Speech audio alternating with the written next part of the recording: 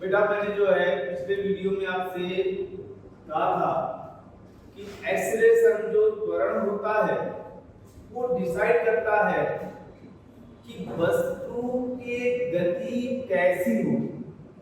एक सरल रेखीय गति होगी, स्ट्रेट लाइन मोशन होगा, या प्रोजेक्टाइल मोशन है, या सर्कुलर मोशन।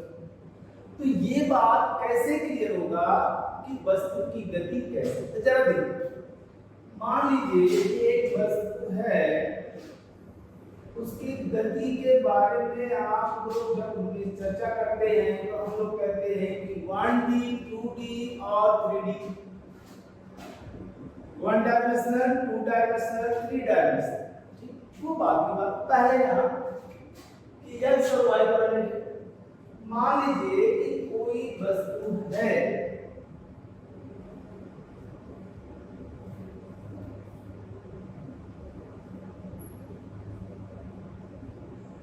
ये और वो इस डायरेक्शन में, तो जब किसी सड़क पर कोई कार, बाइक या कोई वस्तु जब सड़क पर जा रही होगी तो ऐसी स्थिति में उसकी इनिशियल वेलोसिटी होगी, और अगर उसमें कोई एक्सीलरेशन त्वरण लग रहा हो तो उसका जो फाइनल वेलोसिटी होगा वो जैसे जैसे ये आगे बढ़ेगा तो उसका वेग भी परिवर्तित।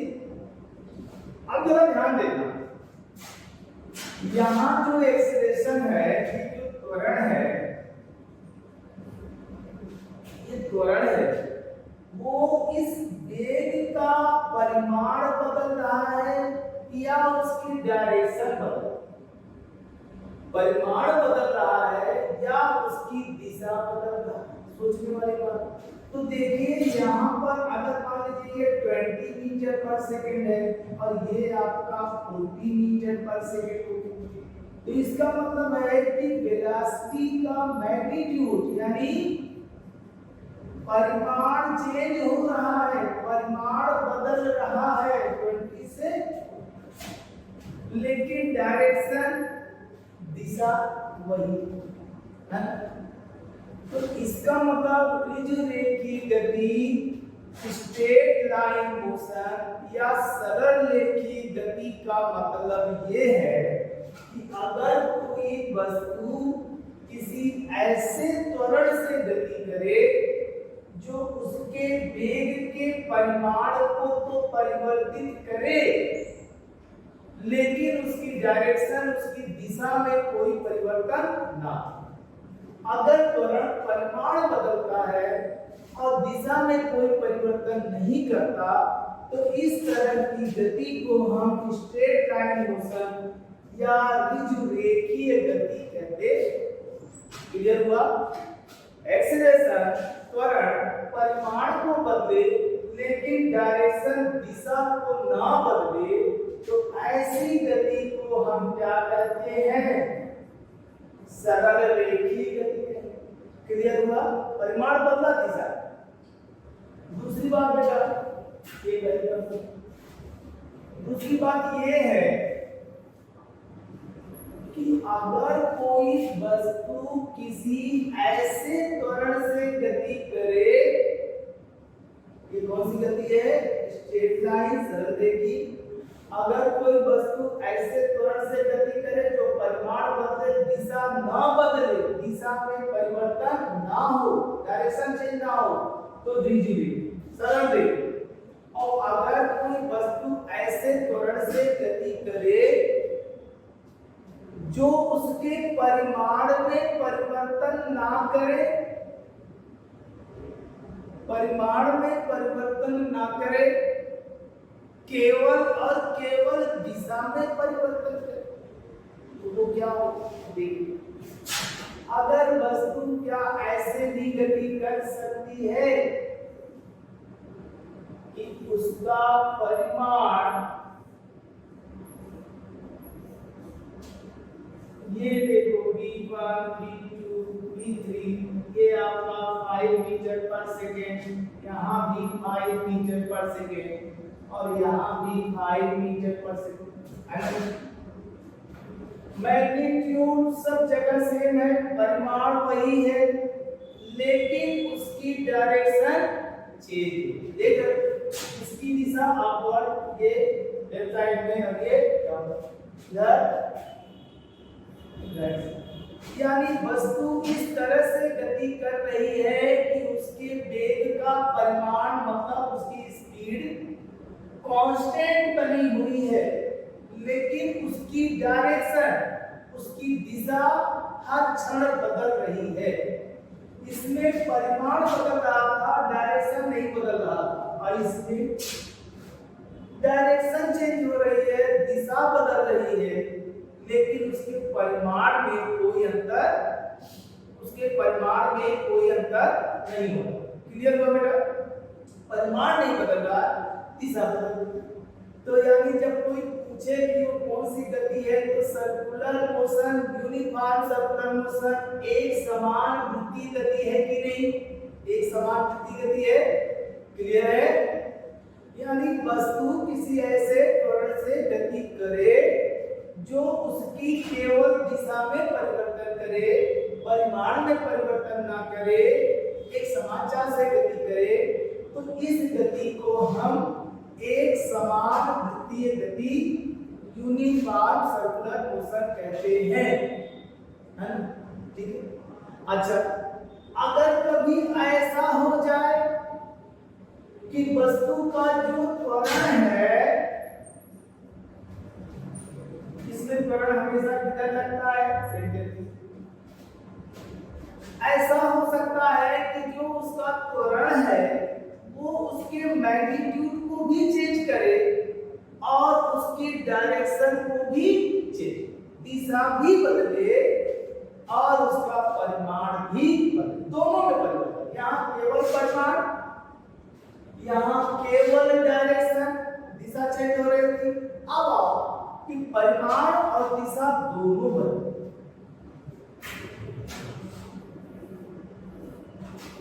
किसी गेंद को फेंकते तो अगर वो गेंद जा रही है और ऐसे, तो बेटा यहाँ देखो किसी वेग से आपने फेंका तो जा, इसमें भी तो त्वरण होगा, त्वरण होगा, लेकिन इसमें कौन सा त्वरण होगा? इसमें होगा जी, गुरुत्वीय त्वरण। गुरुत्वीय त्वरण जो होगा जी होगा, और ये देखो इसके मैग्नीट्यूड को भी चेंज करेगा और इसकी डायरेक्शन को भी, परिमाण और दिशा दोनों में परिवर्तन हो रहा है। इसकी वजह से त्वरण, तो ये हमारा होगा प्रोजेक्टाइल मोशन, प्रक्षेप गति। क्लियर हुआ बेटा? त्वरण से समझ में आया? पहली बात, त्वरण कहते हैं किसी वस्तु के वेग परिवर्तन की समय दर को त्वरण कहते हैं। वस्तु के वेग में 1 सेकंड में जो परिवर्तन होता है उसको त्वरण कहते हैं। कहने का मतलब change of velocity with respect to time, change of velocity with respect to time, acceleration करना। अब उसके बेस पर सबसे पहले हमने आपको स्ट्रेट लाइन बताया कि अगर वस्तु ऐसे त्वरण से चल रही है जो उसके परिमाण को बदल रहा है, मैग्नीट्यूड चेंज कर रहा है, लेकिन डायरेक्शन, दिशा में कोई परिवर्तन नहीं कर रहा, तो वो सीधी सड़क पर जाएगी, तो सरल रेखी। या किसी गेंद को आपने ठीक ऊपर फेंका और वो ठीक नीचे से आए, यानी ऊपर गया और फिर नीचे आया, तो यहाँ पर त्वरण की जगह जी होगा, लेकिन देखिए ये स्ट्रेट लाइन होगा, डायरेक्शन नहीं बदल रहा, केवल परिमाण बदल। तो ये हो या ये हो, ये स्ट्रेट लाइन मोशन, सरल रेखा। अगर त्वरण परिमाण नहीं बदल रहा है, मैग्नीट्यूड में चेंज नहीं कर रहा है, केवल उसकी डायरेक्शन बदल रहा है, दिशा बदल रहा है, डायरेक्शन में चेंज हो रहा है, तो इसका मतलब है, डायरेक्शन में चेंज हो रहा है, इसका मतलब है कि ये कौन सी गति होगी? वृत्तीय गति, एक समान वृत्तीय गति, यूनिफॉर्म सर्कुलर मोशन, मतलब वस्तु एक समान चाल से वृद्धि पथ पर गति कर रहा है, तो एक समान वृद्धि गति। लेकिन अगर त्वरण उसके मैग्नीट्यूड को भी चेंज कर रहा है, परिमाण भी, और उसकी डायरेक्शन, उसकी दिशा को भी परिवर्तित कर रहा है, तो परिमाण भी बदल रहा है, दिशा भी बदल रहा है, तो इस प्रकार की गति को हम प्रोजेक्टाइल मोशन, प्रक्षेप गति कहते। क्लियर हुआ बेटा? चलो अब सबसे पहले हम आपको ये पढ़ा स्ट्रेट लाइन, सरल रेखीय गति, फिर आपको प्रोजेक्टाइल, सर्कुलर और रोटेशनल, प्रक्षेप गति, वृत्तीय गति, घूर्णन गति पढ़ाएंगे। लेकिन उससे पहले आपको स्ट्रेट लाइन मोशन पढ़ाने के बाद, 1D पढ़ाने के बाद हम आपको वेक्टर पढ़ाते हैं। वेक्टर क्या होता है?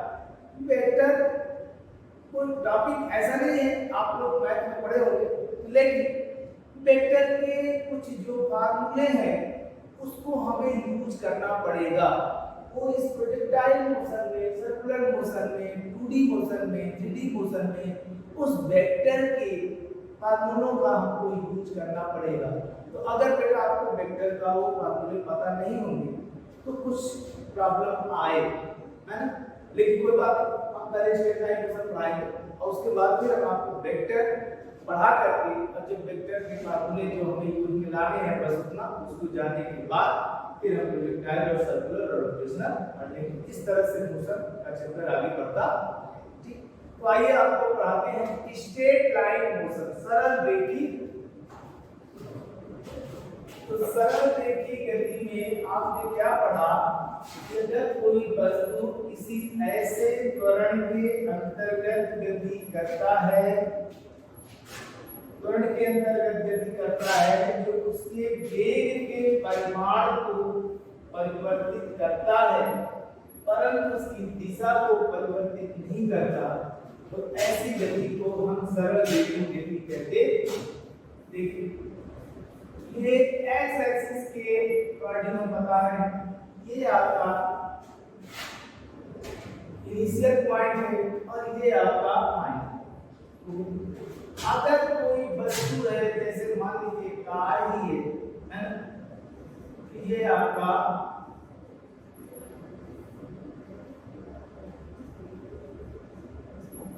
यो, अब इसका जो प्रारंभिक वेग है वो इनिशियल वेलोसिटी, इसमें लगने वाला एक्सीलरेशन त्वरण ए, ये आपका इनिशियल वेलोसिटी प्रारंभिक वेग है और ये इसमें लगने वाला त्वरण है एक्सीलरेशन।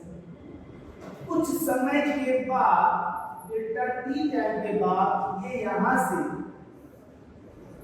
s दूरी तय करके यहां पहुंच जाता है जहां इसका अंतिम वेग v, इनिशियल वेलोसिटी u है, फाइनल वेलोसिटी v है और जर्नी के दौरान लगने वाला एक्सीलरेशन त्वरण a है और टाइम ड्यूरेशन डेल्टा t है और इसमें वो s दूरी तय करता। एक और इसमें जो ये एक्सीलरेशन a है वो क्या है? कांस्टेंट। अभी हम लोग ये मान के चलेंगे कि त्वरण जो भी है ना वो नियत त्वरण पे, यानी अगर 2 मीटर पर सेकंड स्क्वायर है तो पूरी जर्नी के दौरान एक्सीलरेशन 2 मीटर पर सेकंड स्क्वायर ही होगा। ऐसा भी होता है कि आपका जो एक्सीलरेशन है वो भी चेंज होता रहे, लेकिन अभी आपका जो सिलेबस है उसके हिसाब से आप एक constant due to a constant acceleration, एक नियत त्वरण से गतिमान वस्तु के बारे में समझ रहे हैं। ठीक है, तो ये कांस्टेंट है। अब रही बात बेटा, इसमें आपका जो आता है त्वरण, वो त्वरण क्या होता है? त्वरण होता है वेग परिवर्तन, बताए थे चेंज ऑफ डायरेक्शन और समयांतर। इसका मतलब हुआ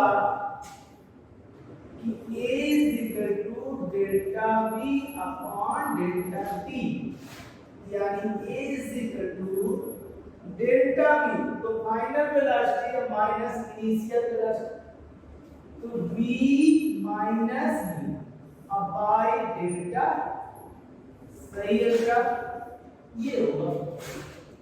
मान लेते हैं delta t is equal to t, ठीक है, a is equal to b minus u by t, यानी at is equal to b minus, यानी b is equal to u plus b is equal to u plus. देखिए हमने acceleration के फार्मूले से, त्वरण के फार्मूले से हमने एक रिलेशन, एक इक्वेशन निकाला जिसमें initial velocity, final velocity, acceleration और टाइम के बीच ये रिलेशन आप जानते हो बेटा। सरल रेखीय गति, स्ट्रेट लाइन मोशन के ये जो गति के जो समीकरण है, इस समीकरण को किसने, गति के समीकरण को किसने, न्यूटन ने, आइंस्टीन ने, गैलीलियो ने, किसने दी? तो समझ गए। बार बार आप सुनते हो कि गति के नियम, गति के नियम किसने दिए? न्यूटन। तो न्यूटन ने गति की ला, न्यूटन फर्स्ट ला, सेकंड ला, थर्ड ला है, वो न्यूटन के गति के नियम है। यहाँ क्या, वो इनर्शिया का नियम है, जड़त्व का नियम है न्यूटन के लिए। लेकिन यहाँ हम आपसे पूछ रहे हैं कि गति के समीकरण, इक्वेशन, ये जो गणनाएं हैं, प्रारंभिक वेग, अंतिम वेग, त्वरण, समय, दूरी, विस्थापन, है ना, इनमें जो रिलेशन बताया वो किसने, वो आपको बताया था किसने, गैलीलियो, है ना। देखिए v is equal to u plus, ये आपका स्ट्रेट लाइन मोशन गति के समीकरण का पहला समीकरण, तो v is equal to u plus. अब बेटा दूसरा क्या है, दूसरा है s is equal to ut plus half at, s is equal to ut plus half at square, ये आपका दूसरा। तीसरा समीकरण क्या है, तीसरा समीकरण है v square is equal to u square plus 2as, v square is equal to u square plus 2as। समझ में आ गया। प्रारंभिक वेग, त्वरण, समय, विस्थापन, दूरी, ut plus half at square, v square u square plus 2a। Clear. अब देखो, अगर यहाँ त्वरण जो है वो पॉजिटिव, अगर त्वरण a क्या हो, ये जो त्वरण है वो नेगेटिव हो, माइनस में हो, इस कैसे पता चलेगा, एक्सेलरेशन नेगेटिव है। अगर उस वस्तु का वेग पर सेकंड डिक्रीज होता जा रहा है, घटता जा रहा है, इसका मतलब उसका त्वरण ऋणात्मक है ना। अब जब उसका त्वरण ऋणात्मक है तो देखा जाए ये इक्वेशन क्या बन जाएंगे, तब बनेगा आपका v is equal to u, अब देखो प्लस a है, यहाँ माइनस है, तो u माइनस at, और s is equal to ut minus half at square, और तीसरा v square is equal to u square minus 2as, ये आपके गति का। तो पहला, दूसरा, तीसरा जब पॉजिटिव हो, है ना, यहाँ पर, और जब नेगेटिव हो तो ये। बेटा एक और इक्वेशन आपसे पूछा जाता है, एक और इक्वेशन बनता है जब ये कहा जाता है कि एक वस्तु है, उसका इनिशियल वेलोसिटी ये है, उसका फाइनल वेलोसिटी ये है और ये टाइम है, ऐसा लिखा है, तो आपसे पूछा जाता है 30 सेकंड में, यानी 5 सेकंड में कितना दूरी तय करे, 10 सेकंड में कितना तय करे, 15 सेकंड में कितनी दूरी डिस्टेंस कवर करे, ये आप तो आप निकाल लेते हो। ये सिंपली कर लीजिए प्लस हाफ के स्क्वायर चाहे माइनस, हां। लेकिन जब आपसे पूछा जाएगा 10वें सेकंड में, 5वें सेकंड में, nth सेकंड, 10th सेकंड, 3वें सेकंड, यानी 5 सेकंड नहीं बोल रहा, 5 का जो लास्ट सेकंड है उसमें कितना डिस्टेंस कवर, तो उसके लिए आपके पास एक फार्मूला बनाया गया है। वो कोई इक्वेशन है नहीं बेटा, है ना। अगर आप उसको जानना चाहोगे तो डायमेंशन बीमा की सहायता से अगर आप उसको चेक करोगे तो वो उसका लेफ्ट हैंड साइड और राइट हैंड साइड इक्वल नहीं आएगा, यानी वो फार्मूला सत्य नहीं है। लेकिन ये जो मैथमेटिक्स के हिसाब से एक सॉल्व करने के बाद हम एक आंकड़े पर पहुंचे हैं कि अगर nवें सेकंड की बात कर रहा हो तो पहले आप n सेकंड ले लो, जितना डिस्टेंस करोगे, फिर उसमें 1 सेकंड कम करो, n-1 सेकंड में कितना कवर किया, फिर दोनों का डिफरेंस करो, जो आएगा वही लास्ट सेकंड में तय की गई दूरी होगी। तो उस तरीके से बार-बार करेंगे, उससे अच्छा है कि दोनों का जो निष्कर्ष आया वो हम देखें। nवें सेकंड में जो तय की गई दूरी होती है या tवें सेकंड में वो होती है u प्लस हाफ a और 2t minus u plus half a 2t minus, अब a नेगेटिव होगा तो माइनस लगाना, पॉजिटिव होगा तो समझ में आ रहा है। सरल रेखीय गति में त्वरण परिमाण को बदलता है, दिशा को नहीं बदलता, है ना। इससे संबंधित जो गैलीलियो ने इक्वेशन दिए हैं वो गति के 3 समीकरण कहलाते हैं। Equation v u plus ats ut plus half a square ये, और अगर पॉजिटिव है तो ये और नेगेटिव है। nवें सेकंड में, tवें सेकंड में जो तय की गई दूरी का फार्मूला होता है तो u plus half a t minus या नेगेटिव माइनस हो गया। अब बात आई स्ट्रेट लाइन मोशन तो है लेकिन x एक्सिस की डायरेक्शन, अभी हमारे पास तो और डायरेक्शन है, ये x एक्सिस हो गया बेटा। अब अगर कोई बॉल है अपवर्ड y एक्सिस, इस डायरेक्शन में तो त्वरण a हो और y एक्सिस को फेंका जाए तो एक्सेलरेशन क्या होगा, 0, a g होगा, और ये आपको निकालना है। तो देखते हैं कि अगर किसी बॉल, किसी गेंद को y एक्सिस पर अगर दिया जाता है तो उस समय उसके गति के समीकरण में क्या परिवर्तन होगा उसको देखिए। अगर इसको ऊपर देखा जा रहा है, इसकी इनिशियल वेलोसिटी u है और फाइनल वेलोसिटी v है, एक्सीलरेशन g है और यहाँ टाइम t है, तो इक्वेशन क्या होगा, तो देखिए बेटा a की जगह पर क्या होगा, g, a की जगह पर g होगा। अब आप देखिए पहले अगर कोई गेंद है वो ऊपर से नीचे की ओर गिरे तो इनिशियल वेलोसिटी u और उसकी फाइनल वेलोसिटी v, जो एक्सेलरेशन होगा वो g और जो टाइम होगा वो।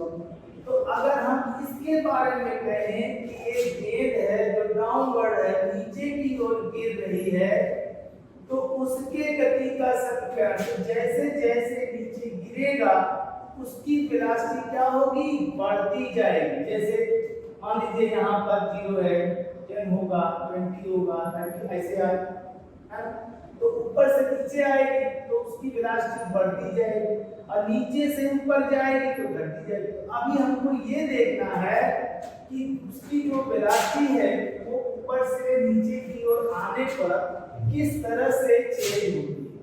तो हमारा इक्वेशन होगा पहला v = u प्लस at नहीं होगा, u प्लस dt होगा, और दूसरा s की जगह पर क्या यूज करेंगे बेटा, हाइट h, तो s की जगह पर होगा h ut plus half gt, सही है। और तीसरा होगा v स्क्वायर इक्वल टू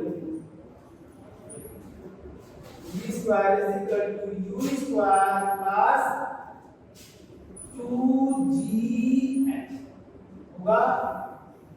जब बॉल नीचे आ रही है तो ये होगा u प्लस gt, एक की जगह gt, ut plus half gt square, और v square u square plus 2gh होगा, सही है। अच्छा, जब ये ऊपर फेंकी जाएगी तब क्या होगा, तो जैसे ही बॉल ऊपर फेंकी जाएगी तो g माइनस में होगा, तो जब ये ऊपर फेंकी जाएगी तो हर को इसमें क्या करेंगे, माइनस माइनस लगा दो, यानी गेंद जब ऊपर से नीचे गिर रही है तो g पॉजिटिव होगा, प्लस में होगा, और जब नीचे से ऊपर फेंका जा रहा है तो ऐसे में वो क्या होगा, नेगेटिव। ठीक है, आगे बात समझिए। इसका मतलब हो गया कि किसी गेंद को ऊपर से नीचे फेंका जाए या नीचे से ऊपर फेंका जाए तो उसकी गति के समीकरण और स्ट्रेट लाइन में जो इक्वेशन है x अक्ष का, दोनों में कोई अंतर नहीं है। बस हमको क्या करना है, एक की जगह पर g रख देना है और s की जगह पर h रख देना है, इतना ही काम आपको करना, ठीक है। हम आते हैं उस इक्वेशन के यूज की बात। हाँ, एक बात, इसमें भी अगर आपसे पूछता है टीवें सेकंड में तो क्या होगा, h टीवें सेकंड में, तो आपको मिलेगा u प्लस हाफ g और 2p माइनस ये फार्मूला यहाँ भी लागू। ठीक है बेटा, चलिए अब आगे बढ़ते हैं। इस फार्मूले को ध्यान रखते हुए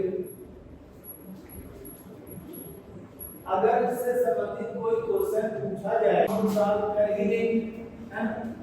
तो ठीक है, देखिए एक दो जनरल क्वेश्चन है तो आपसे पूछे जाते हैं, उसको देखा जाए। जैसे मान लीजिए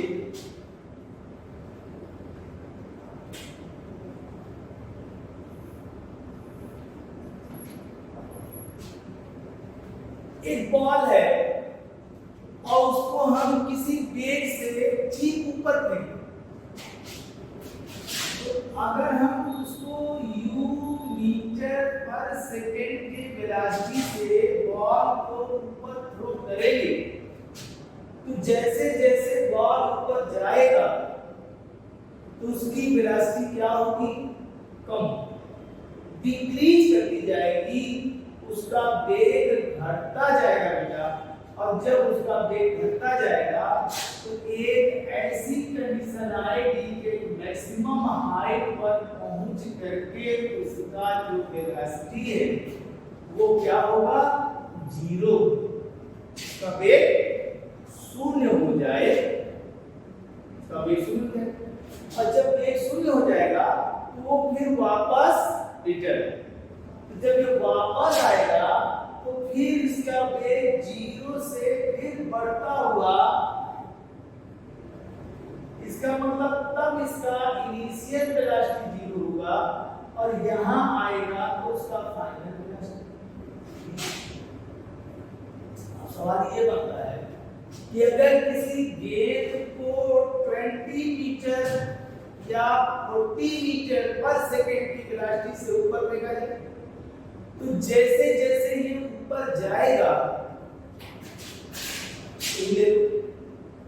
ये आपका हो गया 40 मीटर पर, तो जैसे जैसे ऊपर जाएगा तो उसका अंतिम वेग मैक्सिमम हाइट पर पहुंचकर उसका वेग शुरू होगा और फिर वो यू जीरो से गिरना प्रारंभ करेगा बॉल और नीचे आएगा तो उसका वेग बढ़ता जाएगा और जब वो पृथ्वी से टकराएगा तो उसका वेग क्या होगा?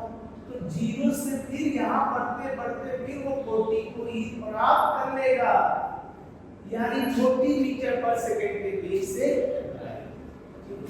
इसका मतलब आप जानते हैं, इसका मतलब ये कि किसी बॉल को जिस वेलोसिटी से ऊपर फेंका जाएगा, ठीक ऊपर स्ट्रेट लाइन, तो वो वापस जब पृथ्वी पर टकराएगा तो वह उसी वेग से टकराएगा, सेम वेलोसिटी से टकराएगा। जिस वेग से आपने फेंका है तो वापस बॉल उसी वेग से पृथ्वी से टकराए।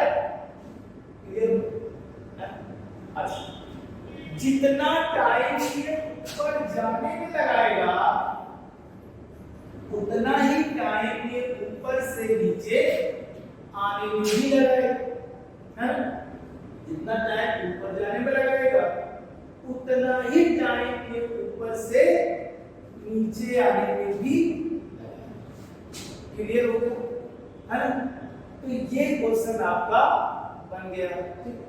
एक सिंपल सा क्वेश्चन, जवाब जल्दी दे। एक बॉल है, एक लड़का उसे 20 मीटर पर सेकंड के वेग से ऊपर फेंकता है ना, 20 मीटर पर, तो कितने समय बाद वो पृथ्वी से टकराएगा? जल्दी, कितने टाइम के बाद वो पृथ्वी से टकराएगी?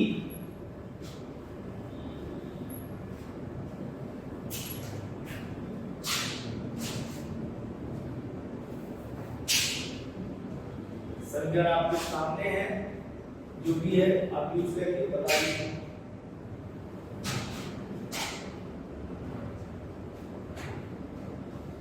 नहीं आगे देख भाई, इनिशियल वेलोसिटी 20 मीटर पर सेकंड है। मान लेते हैं जी की वैल्यू, मान लीजिए आप 10 मीटर पर सेकंड स्क्वायर। तो ये जैसे जैसे ऊपर जाएगा तो फाइनल वेलोसिटी 0 हो जाएगी। तो आप ये समझ लो कि v से कहीं ऊपर जा रहा है, यानी नेगेटिव होगा, तो v u माइनस g, है ना? ये 0 है, ये 20 है, ये 10 है, तो t कितना होगा? तो मिलेगा t 2 सेकेंड। तो क्या आपका आंसर 2 सेकंड होगा? नहीं, मैंने क्या पूछा, कितने समय बाद वो पृथ्वी से टकराए? तो बेटा ये 2 सेकंड तो ऊपर जाने में लगाएगा, 2 सेकंड में यहां पहुंचेगा और फिर वापस नीचे आएगा, तो 2 सेकंड तो और लेगा ना। 2 सेकंड में अधिकतम ऊंचाई पर पहुंचेगा, तो वापस आने में भी तो 2 ही सेकंड लगेगा। तो मेरा सवाल था कि 20 मीटर पर सेकंड के वेग से फेंका, तो कितने समय बाद वो पृथ्वी पर लौटकर, तो 20 और 2 और 2, यानी कितना हो जाएगा? 2t, यानी 4 सेकंड के बाद, फेंकने के 4 सेकंड के बाद वो पृथ्वी से टकराए। ठीक है बेटा, समझ में आया? ओके, थैंक यू बेटा। अगली क्लास में, अगले वीडियो में हम मिलेंगे आपसे और यही क्वेश्चन के चैप्टर को आगे बढ़ाएंगे। क्वेश्चन का चैप्टर बहुत इंपॉर्टेंट है और इससे बहुत सारे क्वेश्चन पूछे जाते हैं। आप इसके हर एक पॉइंट पे, हर एक टॉपिक को ध्यान से देखते हुए उस बारीकियों को समझिएगा बेटा, क्योंकि इसके क्वेश्चन आने हैं और जो भी समस्या है वो यहीं पर है, आगे नहीं। जिसे ये समझ में आ गया, जिसे इसका यूज समझ में आ गया, जिसे इक्वेशन लगाना आ गया, इसका मतलब है कि फिर उसे कोई समस्या नहीं होगी। कहने का मतलब जो फार्मूलों से खेलना सीख गया, फार्मूलों से खेलना सीख गया, उसका सही यूज सीख गया, तो फिर उससे बढ़ के कोई किताबों का सही इस्तेमाल कब कैसे कौन सा फार्मूला कैच करें, हैं कितना जल्दी सोच पाते हो, वही आपका बेस बना। इसमें अप्लाई ही करना है बेटा, कोई ला कर नहीं देगा तो पूछो सर इसमें कौन सा फार्मूला लगाएं, हम बताएं, हम जवाब सब करो, आप सोचो आप। ओके बेटा, थैंक यू।